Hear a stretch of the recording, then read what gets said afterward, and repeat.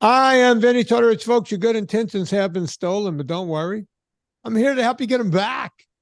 You may be soft and succulent at the beginning of this process, but hang in there. Before long, you will be lean and mean, guaranteed, just like the woman on the other mic, talking about the beautiful Miss Gina Grad. Oh, thank you. It's always the best introduction with you.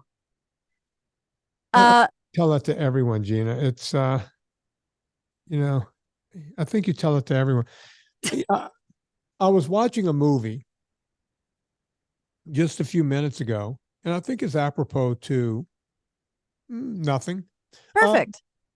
but I was on my what do you call the thing where you pull the rowing machine, and Yes. so whenever I'll watch either a documentary. Although when you're doing aerobics, documentaries can just drag. Yeah, it's not a good vibe. It's not a good rhythm. The only time a documentary works is if it's like about someone like Stevie Ray Vaughan, where they got Yeah. playing the music and Yeah. that kind of thing. We don't need to know how, the Dust Bowl came to be when we're working out. Exactly. But I was watching a movie that I think I saw one other time. And you might want to look this up because I think one of the main actors ended up losing like a whole person worth of weight. Oh. But the movie is called Varsity Blues. Oh, of course, a Have, classic. have you ever seen it? It's I obviously the same. A long time ago, but yes, of course. It was a big hit in 1999. Yeah, it was. Wow, you know which year it's from. Yeah, it was a Yeah. long time ago. And James Vanderbeek, John Voight, Paul yeah, Walker. yeah, Paul Walker, that was like one of his early movies. Yeah. And boy, it really does remind me of what it's like to grow up in a small town. Oh, I'm sure, because that's supposed to be Texas, and I'm sure there's a lot of crossover into Louisiana. Yeah, the whole Friday Night Lights thing, they do it, they always do it about Texas, but I mean, Louisiana, Mississippi, whenever you watch a pro football game on Sunday, pay attention to the names. Mm, Pay attention to where they went to college. It's always LSU, Florida State, yep. Alabama, Yep. Florida State, LSU. You know, now the other night there was a couple from Tulane. I was like, whoa, they're coming up in the world. But the South is just, it's Steeped. it's religion. Yeah. It's more than steeped. It's religion, and that movie is so close to the truth. Just so close. Things that in the movie they show the quarterback getting shot up. Like his knee Yep. is already ruined. They're Yep. shooting him, and then it ruins his career and the whole Yep. thing. And people go, "Oh, come on!" In high school football, I remember one Butch Daigle, our running back. Um, he had his bottom teeth go through his, Oh. Oh God. and without any anesthesia, any shots or anything, he was stitched on the sideline by an actual doctor and put back in the game. Do you think that that could happen today? 100% no, never, not once, never. What was it? The university want to be taken for every penny they've ever had? Not university. This is high school. High school. Oh my God. That kid would be in child protective services so fast. Oh, and look, I can go on and on and on. I just gave one story about somebody else, good friend of mine, but I could go on and on and on. As a matter of fact, and this has nothing to do with anything. Debbie, leave this in the show. I don't care. It's my show. Leave this in. Um, I was watching Thursday night football, not this Thursday night, but last Thursday night. Uh-huh. And there was a group text. Now, the only time I get a group text, it's the same 6 or 7 or 8 guys on the text. And we all played high school ball together. We're all still very close, although I never see any of them. Right? Like we don't see each other, but we have each other's numbers. Right. And Paul Melanson went back to an Ascension Catholic game and took a little video of the game. They beat the crap out of some team. And I was watching Thursday night football, and we were all talking about, they were going back and forth. And then all of a sudden, Paul said to me, he goes, "Hey, I'm standing next to Donald Ray Thomas." And Huh? I'm like, really? I need to talk to him. But for whatever reason, he went back and he couldn't find Donald Ray again. And who's Donald Ray Thomas? Don't worry about it yet. So I said, Paul, go find him. And, so let me tell you who Donald Ray was. Okay. He was a kid. My parents taught the Thomas kids. Donald Ray played for Tulane.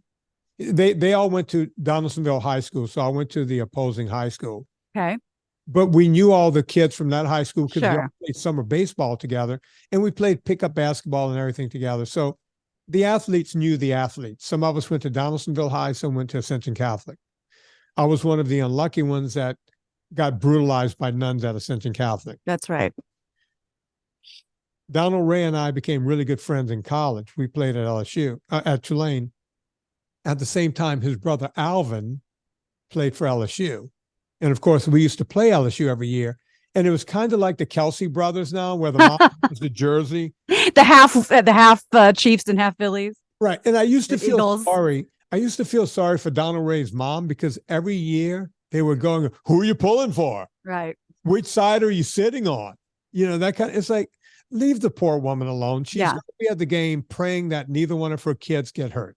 That's right. That's about all parents care about when you're playing ball, right? And by the way, they had a third brother who was the best athlete. Isn't this always the case? Troy Thomas. What happened to him? When he was about 14, maybe 13, he dove off of a pier into shallow water and became a quadriplegic. Oh, God. The best athlete of all the two of them played D1 football and started 3 of their 4 years. When you said dove, my whole body immediately shut down. I knew where this was going. Yeah, his life, he ended up in a chair. So Donald Ray and I were great friends in college. As a matter of fact, one night we were in Mississippi and I was speeding to get back home and Donald Ray was in a car and we got pulled over by a good old boy. And I went, oh, crap. I'm getting pulled over in Mississippi by a trooper with the buzz cut and the whole thing. Oh. And I got a black kid in my passenger seat. This ain't going to turn out well. This is not going to go the way I think. Hopefully Donald Ray's reputation preceded him. Well, the guy goes, boy, you were moving pretty fast. And I was like, yeah, officer, I'm tired. We're just trying to get back to school. I took some money to deliver a car to this Toyota dealership. And now we're bringing this other car back. And my friend Donald Ray here, he came with me in case I fell asleep. He was going to take over. And we're just trying to get back to Tulane. He goes, Tulane? You guys, it was like, how many Mississippi people are Tulane fans? Exactly 0. Yeah. But apparently this guy's dad or someone went to Tulane and he goes, wait, Donald Ray as in Thomas? I mean, yeah, that's him. And he goes, and who are you? I said, Vinnie Tortorich. He goes, oh, linebacker. Oh my God. It's like, he goes, I got half of the defensive backfield right here. And I was like, that could not happen again. You got lucky exactly one time. Exactly one time. And I'll never forget that story. But Donald Ray and I lost touch of each other and haven't spoken in 37 years. He knew the exact years. And he goes, I have a kid out in California. Oh my God. And he goes, every time I went out there, I went, looking for you. But I can never, he goes, I found a number one time, like, and I called and it was a modeling agency. I went, yeah, you found my old agency number and the whole thing. He was like, that's when I figured out you don't find Vinnie Tortorich, he finds you. And that's exactly how it happened. Wow. And so you're back in touch? Yeah. And the next time I go down there, we're going to hang out. Oh, that's so awesome. I can't wait to see him. But it was like, oh my God, long lost friend. And we haven't talked in a lifetime. That's amazing. I love that. And I love this old football connection. Yeah. You go back and you go, did a whole life path. He's got 4 kids. 4 kids. All of them went to college on scholarships, not athletic scholarships, They went on academic scholarship. As a matter of fact, he Damn. told me during Katrina, Yeah. it's really he went through a lot of money because they had to move out of New Orleans, and he had to pay a lot of money to get his kids in the right schools in the Baton Wow. Rouge area, just to keep their grades up. So, and they all ended up getting scholarships, and they're all doing amazing. When you hear those kind of stories, you go, yes, yes. Yeah. Yeah. I was always rooting for you. I love that. And Troy Thomas, because I know that's the question coming out of your mouth, the quadriplegic, Yep. big time real estate guy. Oh, good. Still You around. love to hear that. Yeah. Doing well in life, graduated from UNO college and got married and is a real estate dude. Makes a lot of money. I love that. Hey, come on. I needed to know that. Yeah. That was. I didn't look when I said in Troy, I didn't know if he was dead or alive because people in wheelchairs don't do well. Right. Right. But Troy became the man. Oh, I Folks, love that. If you ever think it's hopeless in your life, you're in a wheelchair, you got this, that, and the whole thing, think of one man, Mr. Troy Thomas. Right. And the reason Donald Ray was in Donaldsonville, he was helping his brother. His brother was up for re-election. Alvin now is a city councilman and the whole thing and a coach and all this stuff. My parents used to say to me all the time, the Thomas kids are the most well-behaved kids, the smartest kids I've ever taught. And look at them. Look what they're doing. Well, as your people say, they're all three of them are big machers in the town, the bigwigs. Yeah. And I know they have a brother that I never knew, but I think he's in the military, like high up in the military. He's not like first class private Gomer Pyle, right? The guy is doing something. Wow. Yeah.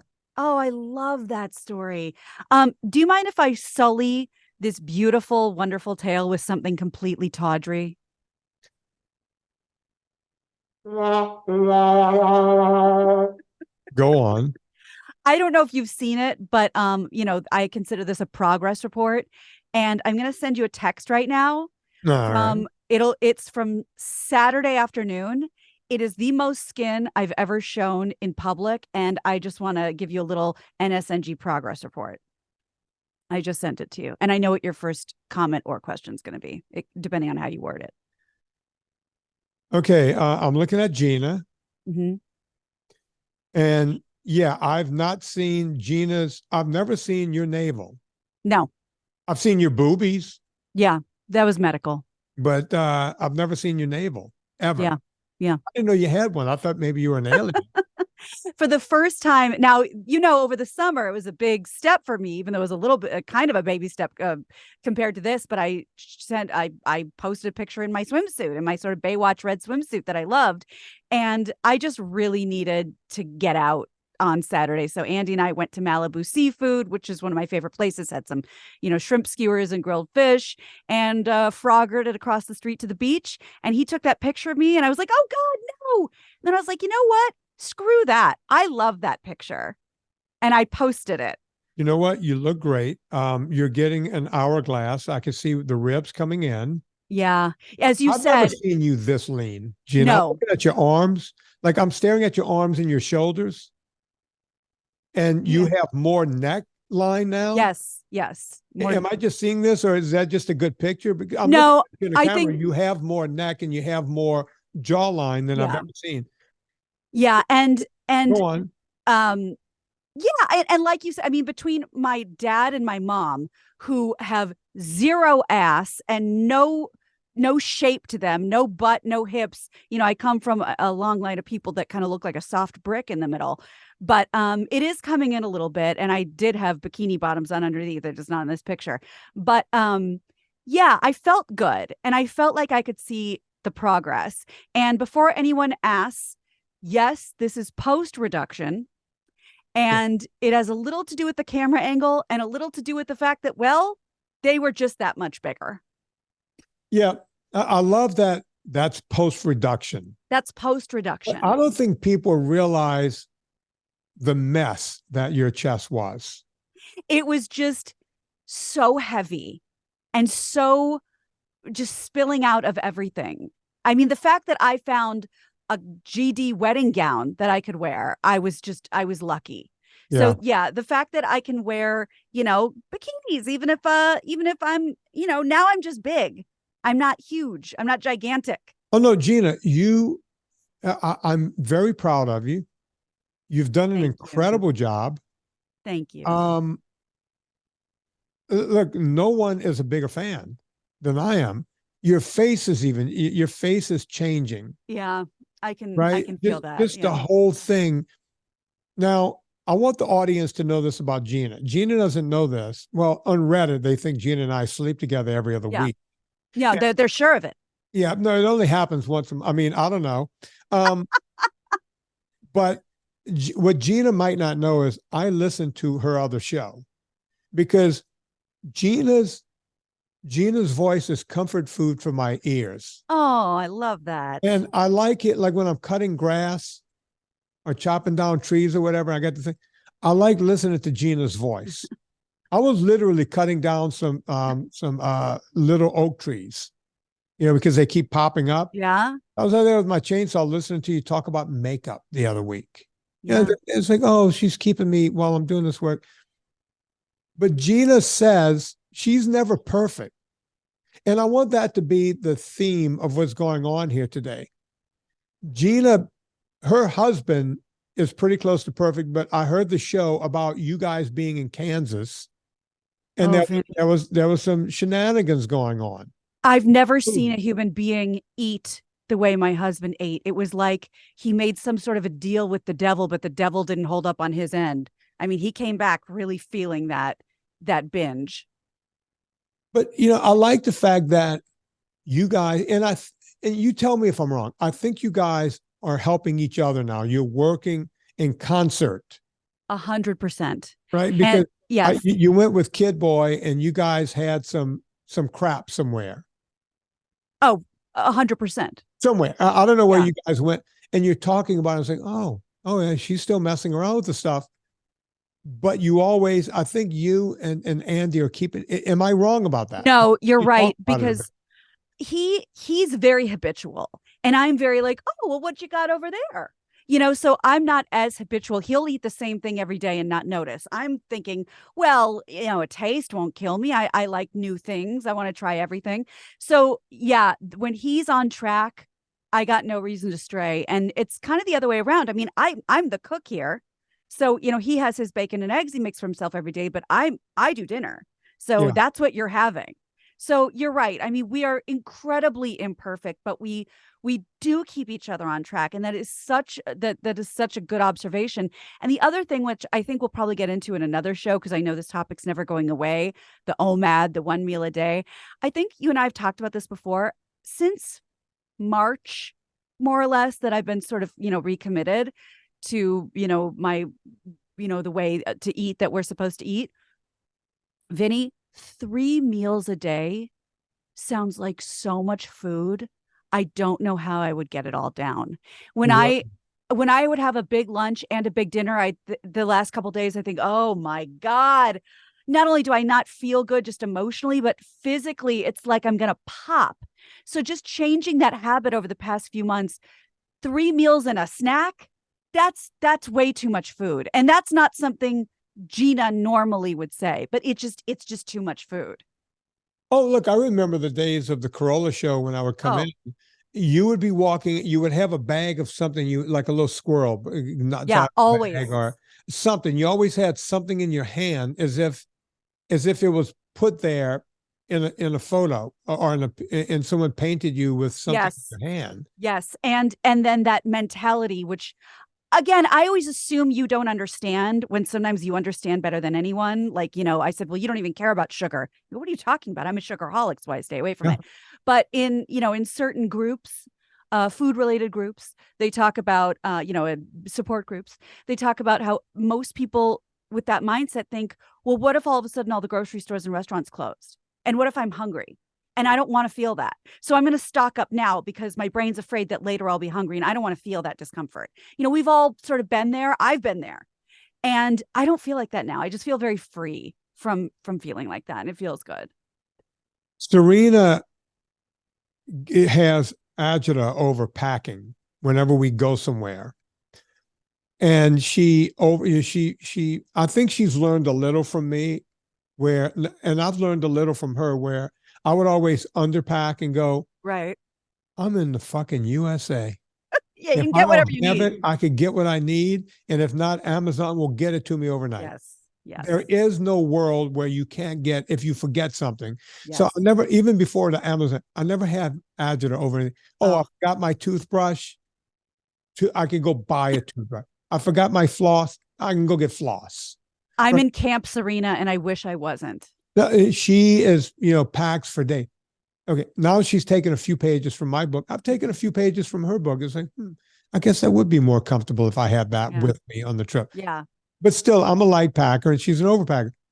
People do the same thing with food. They go, what if I can't get, no, you're in America. You're in the US of A. You can get anything all the time. And now we have a world where they'll bring it to your door. Yeah. It's called door crash. They come right to your door. Door crash. Is that not what it's called? Yeah, no, they do. They crash right into your front house with a big greasy bag of food. We used it a few times during the pandemic. And it was very, very expensive because we were ordering from this restaurant where we were ordering fish. Say, can you bring some fish to the house? It's like, Serena, we just paid $1 million for 2 pieces of fish. We got to stop it's the pandemic. Okay. Yeah. We're going to be broke by the end of the pandemic on fish. Because how do you make money? Too much Coke? Was he hitting the Coke? No, I ate fish. And Door Crash brought it to my house. I'm going to start calling it Door Crash because what's it called? Door Dash. Okay. All right. Well, I was right there. I like Door Crash. And you're absolutely right. I'll look at it and be like, ooh, the devil on my shoulder wants it brought to me. And by the time I look at the charges, the convenience fee, the delivery fee and all this, and you haven't tipped yet, I go, I can't spend another $20. I'm not going to pay the price of another entree for somebody to bring me this when it's cold. I'll go get it myself. So, we did that for like a week or two. And I said, no, it's not. But we live in a country where you could get everything you want all the time. So you never have to go, what about later? Yeah. One of the things I hear during the consults all the time is, when I'm watching TV at night, I feel like I need something. Okay. Let me explain something to you. You have a device with a tube in it that shows live action. It comes through radio waves. It ends up in a tube and it puts entertainment right in front of you. More entertainment than you'll ever be able to watch. Why in hell do you have to eat something while you're doing that? Isn't that enough? That is the activity. Just 2 generations before we were alive, turning on a light couldn't be done. You had to have oil. A crank. You had to turn the thing on. You had to light it. And God only knows, getting matches wasn't easy. That's what we had to do just 2 generations ago. Now you got a TV and that's not enough. You need food with it. I don't get that. To that point, between you and reading articles and listening to people talk about it, the one thing I do not do anymore, and cannot tell you the last time I did, and I'm no angel, as you know, I've done it all. But the thing I do not do anymore and haven't for months is I do not snack in front of the television. And this is the deal I sort of make with, first of all, I just don't. And I always have a craft now. I'm either knitting or I'm making something because I get it. You want to move around or whatever. So I make a little craft or needle, felt art, whatever. But my deal is, and I think this might have been an old Oprah episode, that when she was like, but I love French fries. And what do? Just never eat French fries again? And the guy on the thing, now this doesn't work in every scenario, but I liked what he said. He said, the guy on the thing said, no, you do eat them. You don't turn your brain off and eat them in front of the TV and you don't even taste it. You take a French fry, you take a bite, you think about how delicious it is and you notice everything about it. And then you take another bite and you're present while you're eating it and you appreciate that you're having this crunchy, salty thing that you wouldn't normally have. And you have 2 or 3 and you take in the experience. You don't just go supersize and then go, oh my God, what happened to all my fries? You eat mindfully. And it doesn't always mean it's going to be the healthiest, most wonderful thing, but you're going to have a bite and you're going to appreciate it and you're going to move on with your day. Habits are habits. And, you know, there's something we used to say in the horse world. No matter what, your horse is always learning something. Hmm. It's up to you whether it's positive or negative. And you say the same thing about dogs, Kids. cats, kids. You're always learning something. You want to be positive or negative. Okay, eating food in front of a television, that's negative. Very. And you're going, no, you don't understand. I can't watch TV without eating. Well, guess what? Stop watching television until you can grow up enough. I'm doing tough love right now, Gina. I know. I can You can grow up enough to say, okay, I'm going to do this without eating a thing. Right. And guess what? You can do it. You can do it. There's no way that you must eat something in front of the television. You go, all right, Vinny, you watch football on Sunday. Sure, I do. I do. And you mentioned that you had wings on Sunday when you were watching a football. Yes, I had the wings. That was my meal. Yeah. Right. I didn't want to go upstairs and eat a meal or bring a meal and, you know, I'm trying to eat a steak in my lap in front of TV. I'm watching a game. And I went, oh, this is when I can do football foods. Right. Another thing I do on Sunday for football Sunday is, you know, during halftime, of course, it takes longer than halftime to make, but it doesn't matter. During halftime, I'll go make my taco bowl. Oh, yeah. Right? The best. I'll get the Anna taco seasoning and ground up get the ground beef. Mm-hmm. Bada bing, bada boom. I already have the avocado ready. I slice it before the game is in the fridge. I got everything ready. I got the creme fraiche. I have the cheese already grated because I like to grate it fresh. All I got to do is go brown up the meat, throw Anna's stuff in it, and I got myself a big taco bowl. I'm not sitting there. You know, I got a fork. I can eat. It's 6:30, 7 o'clock, and I'm getting my meal in. Yeah. That's my Sunday football meal. Yeah. Right. That's the way that works. I don't sit there and go, oh, it's Sunday. What am I going to eat during the first game? If I watch 3 games, what I'm going to eat? I'm going to eat for 6 hours. Is that? Yeah. Or those activities enjoy the games. Yeah. Those activities must be tied together. And I have a challenge for anyone who does a consult with you who says, I can't help it. I have to eat. I have to feel the motion of something going into my face. Okay, well, enjoy your bag of celery. Because do you have to eat or do you have to eat, you know, ooey gooey bad stuff for you? Because if you just want to eat mindlessly, grab a whole cucumber, grab a celery, and just shove it in your mouth like a rabbit if that's something you feel you have to do. But are we talking about celery or are we talking about dip and chips? We're talking about stuff that's addictive. Yeah. And you're the only one that can change. It's a paradigm shift. You're the only one that can change the paradigm. You and you alone. I mean, you know, I famously talk about, you know, in the first game, I'll be on either my rowing machine or my bike for the whole game. Yeah. Wow. You get off the thing, you just dry off. The second game comes on, you know, boom. Yeah, I don't waste my whole Sunday just sitting in a chair. Yeah. Right. And I'll go out and do stuff before that. I'll go to skeet range and shoot a few rounds, you know, get some air, get outside. Or I'll go work out in the morning, right? And do some yard work and get, you know, chop wood or do whatever. I live like the damn Waltons around. I know. I was just laughing at that. But, you know, I do stuff. You know, I have projects. Usually I don't have anyone to send these pictures to. And since I don't send Gina dick pics anymore, I send them. I just did the thing outside my office. Yeah, he just shows me the yard instead. Yeah, it's like, look what I did. You know, just Sunday projects. I get out and do stuff, get some air. Yeah, I love that. And it makes sense. And because, you know, Vinny's sort of better at that than a lot of us are, I will speak for the layman and say, I am but a woman. I am but a human being. I do what feels good. And sometimes, you know, doing something bad or doing something wrong feels good in the moment.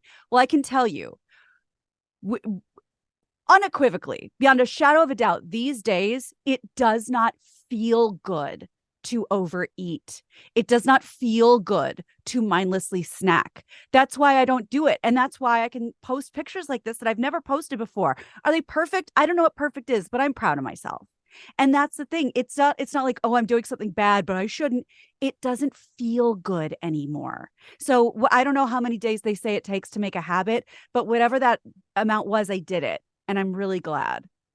Yeah, and I got the photos to prove it. I'm going to be looking at this later on, I think.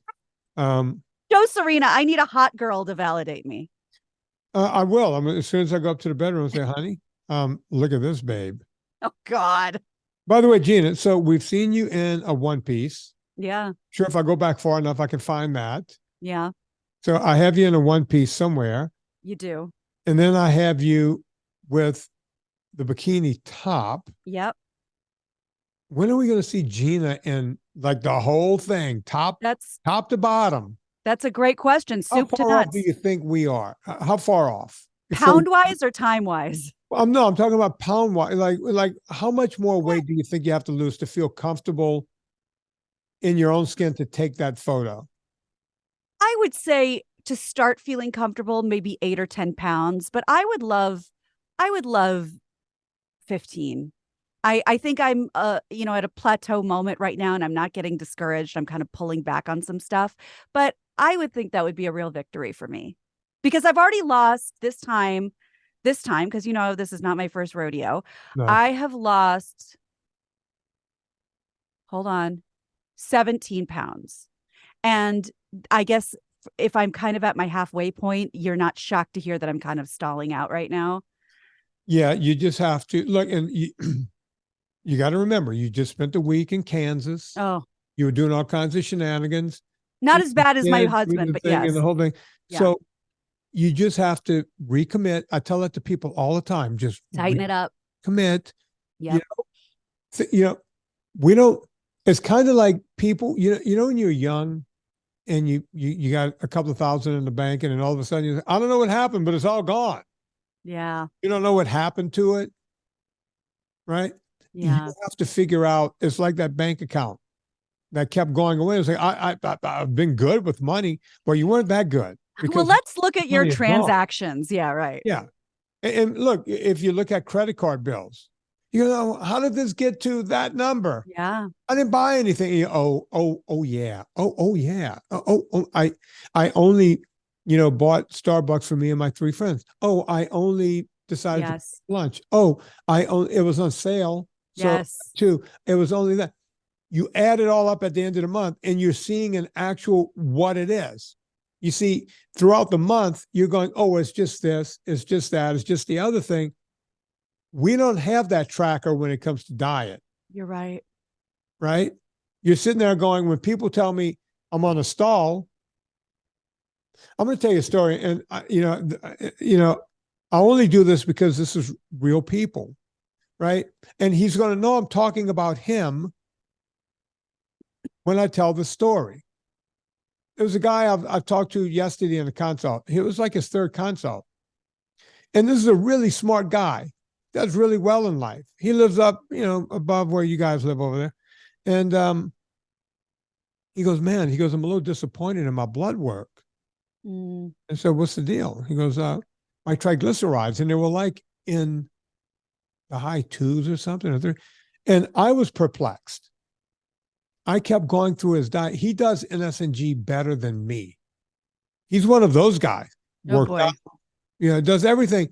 And I kept saying, it's got to come on. Your triglyceride. I said, did you have a bad day before they took the test? Something is at play. Your triglycerides cannot be close to 300 or over 300 unless there's a significant amount of either complex carbs or simple carbs sneaking in some. Then I'm doing it to a T. I was perplexed. I kept telling him, I've never heard this before. I've been doing this for years. I've never heard this. Well, towards the end of the thing, he goes, we talked for an hour. We had like 5 minutes left. And he goes, I don't want to bring this up, but because I know what you're going to say. Usually when people say, I know what you're going to say, it's an answer they don't want to hear. Of course. The guy's a wine connoisseur. Oh. And he drinks a lot of wine every day. Really good wines, by the way. Yeah. And I said, well, right there. He goes, you mean that would be enough? It's like, yeah. Wow. If you tell me you're having 2 glasses before dinner, a glass with dinner, and another glass or 2 after, it's like you're killing a bottle of plus. That's a lot of sugar. It's a lot of sugar. And he knew that, but he wasn't connecting the dots. By the way, this is a good guy. I'm not going to say even his first name or anything and he's going to hear this podcast because he listens, right? I'm not doing this to hurt him. I'm doing this so that other people can hear where the bodies are buried in your life. Yeah. I'm so glad you said that and we've heard this a billion times. You don't have to retell it, but my favorite original story of that is the kid you were helping that was doing everything right and didn't realize he couldn't have a 2-liter of Coke with every meal. Kevin, guy's name is Kevin. It's funny you brought him up because I was thinking about Kevin today. What a great kid. I'm still in touch with him. Well, not him so much, but his family, his mom, and that whole group. But, oh, wow. I was telling him everything to eat and I could not figure out why he wasn't losing a pound. Folks, if you haven't read my book, it's in my book. It's in my book. That story is not made up. That's a real story. If it was made up, I wouldn't remember the name Kevin some odd years later. And it's just a pairing, no pun intended, of not a wine pairing, but a pairing to your wine story, because that is a sneaky one. The liquids are sneaky for a lot of people. Yeah. The kid was drinking several Cokes a day. Yeah. Because I talked to him about food. It didn't, to his 12th, and Kevin was a smart guy, straight A's through school. It didn't register to him that if you drink it, that's nothing. You're just drinking it. I get it. And if you're a literal person, like I am too, he didn't say drink it. He said eat it. I was proud I got him off of candy bars, cakes, pies, all of it. See, the problem is when someone like Kevin, his family had money. So Kevin had, when he was a kid, money was not a problem. He was like, I can buy food wherever I want. At school, after school, on the bus, before I get on the bus to come home. Right. So no one was watching him. Yeah. And I got him off of all of that stuff. And he lost a little weight, but then he stopped. And I got him into mountain biking.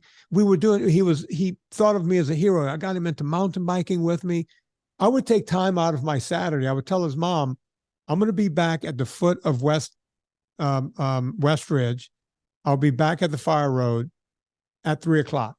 Get Kevin there. And I would take him up West Ridge. I'd take him a lap up there, about an hour and a half, 2 hours, and get him back down. His mom would be there to pick him up, and I would continue on riding. Wow. Right.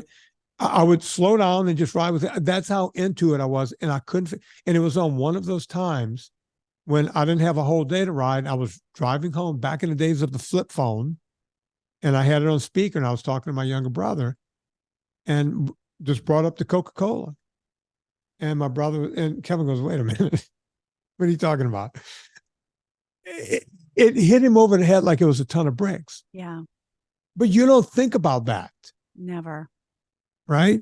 And I know we sound like a broken record, but all you Starbucks lovers, all you got to have my iced mochaccino latte double foam with whipped cream. It doesn't matter if it's going in your mouth, it counts. It doesn't matter if you're sipping it or if you're chewing it. Yeah. It is what it is. And, when people go, calorie is a calorie. Yeah, you're right about that. You're right. A calorie is a calorie. You know why a calorie is a calorie, Gina? Why? Because a calorie is nothing but a unit of measurement. Right. So, yeah, I'll agree with you, Mr. Bro Science guy. Yeah, calorie is a calorie. But not all calories are created equally. That's the difference. Right? Yeah. You ever hear the term hollow calories? Well, it's more than hollow. They do a lot more harm than just being hollow calories.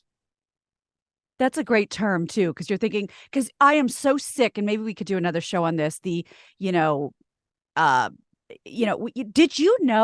that, I'm making this up, but a fillet of fish and a small fry is less calories than the big salad at blah, blah, blah, blah, blah, blah, blah. And I'm thinking, well, there's got to be more to this story than just that. Yeah, look, one of my, early on, I did a video. I did a few man on the street videos, and I went up in front of Starbucks in Calabasas.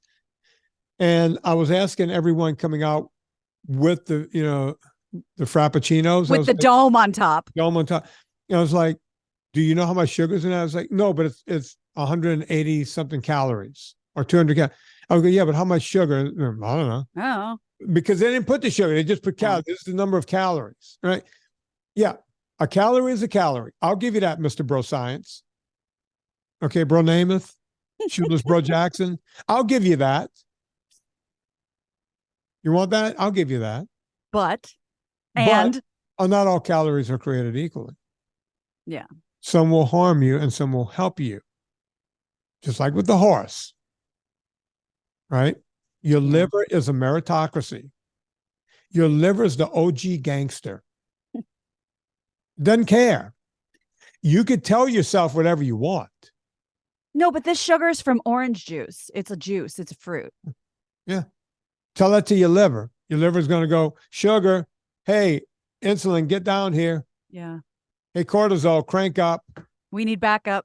Hey, leptin, ghrelin, get ready to turn your switches on. Oh, wait, you guys are bruised now? Yeah. Do the right thing? Out of order, out of service. Yeah. Oh, wait, what's going on? Oh, wait, you mean the insulin is, that's broken too? Ooh. Type 2 diabetes, here we come. That's how that happens. Yeah. Your liver, you could tell yourself whatever you want. The liver is the peacemaker, the truth. Yeah. Right? It's the OG gangster. It will not lie to you. Period. End of story. Always a great reminder. Let me tell you who else won't lie to you. Gina Grad and Brian Bishop. They will not tell a lie. They'll tell you everything you want to know about Los Angeles. Period. Yes, Los Angeles and beyond, depending on if Gina, hikes back to the Midwest. Yes, that's the Brian and Gina Show, the official podcast of LA Magazine. Just search Brian and Gina Show. It's wherever you listen to podcasts. And My Extra Mom, a book about step parenting for little kids. Lots of activities in the back for the whole family. Go get that on Amazon by clicking through Vinny's banner on his website. I have a copy of it that used to be on my desk, but I think it's on my bookshelf now. It's not here anymore. That's so nice. Yeah. You want to get that because you want to read that before My Extra Dad comes out.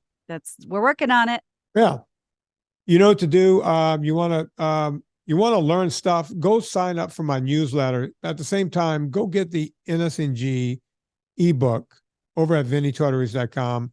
When you're at VinnieTortorich.com, I need toothpaste. Oh, wait, I'm out of this, that, and the other thing. Oh, I want to buy Gina's book. Before you go to Amazon, click through at VinnieTortorich.com.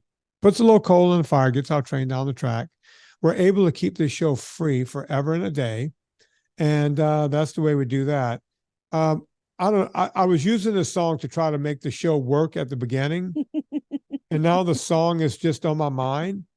And, if Gina and I were actually in love. Yeah. And she is sending me some pretty saucy photos of herself. Steamy. Yeah, maybe I'll play this song. This is our song now, Gina. You ready? Oh, yeah. On behalf of Gina Grad, my name is Vinnie Tortorich. Put life into living and do it with a little bit of Genesis. Ooh.